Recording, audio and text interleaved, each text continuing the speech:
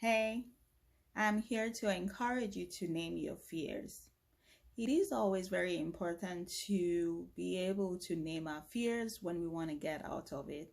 Self awareness is one of the greatest tools in making sure that change happens. Another reason why it's important for you to name your fears is because knowledge is the best thing that we could give ourselves to get out of fear. And if you don't name what you're actually afraid of, it's very hard to be able to bring in the knowledge that is needed. In this season, some of us are afraid of our health, maybe because we know that we have health that is compromised, or maybe we have a family member whose health is compromised, so we're afraid of that. For some of us, it's finances, and because there will be financial impact based on what's happening right now. Some of us, it's just the family dynamics. Parents not knowing what to do with children, spouses not knowing how to interact with each other, and the list goes on and on. But what is it for you? For some of us, it's just because of what we're hearing in the media. When you name it, then it's easier for you to say, okay, what's true, what's false. Someone once defined fear as false evidence appearing real. So it's not really what's happening, it's just what we're making up in our minds. And I said that in my previous video that, fear plays with our minds a lot. So being able to name it, then you can actually put truth beside it and say, is it really true or am I just making this up?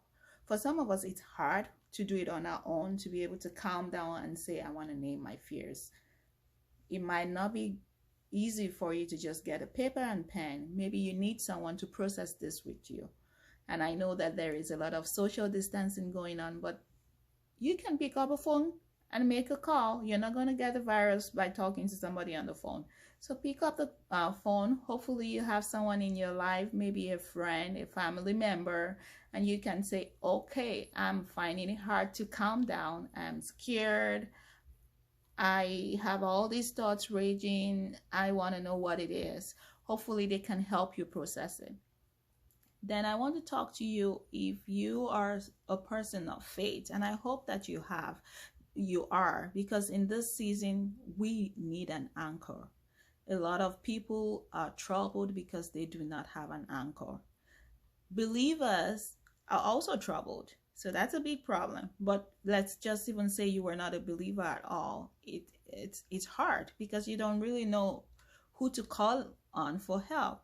Now there are Christians like me or who believe in God, and we talk to God about our problems, but we're still scared. And it brings me to the question, do we really know who we're talking to? Do you really know that this person you're talking to cares about you, that he loves you, that he wants the best for you? Do you trust him like that? When you know someone, you trust them more. So maybe this is even bringing us to that space of the basics of our faith. What do you know about God? When you say you trust him with your life, do you really?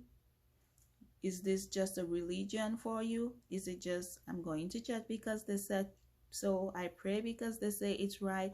Or do I really know this person that I'm talking to?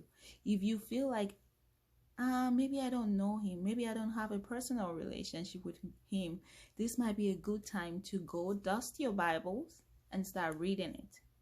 Start listening to those words that tell you about the character of God. Because I tell you, when you know his character and are sure that he loves you, it has this peace that it brings on you, just knowing that he cares. So I started from name your fears. Name your fears. And for some of us, we need people to help us name it, people in our lives. And when we name them, put the truth beside it, put knowledge beside it to calm your fears. And then also bring it to a loving Father who cares about you. And I know when you do that, that will be the pathway to get out of this fear that is trying to plague our world.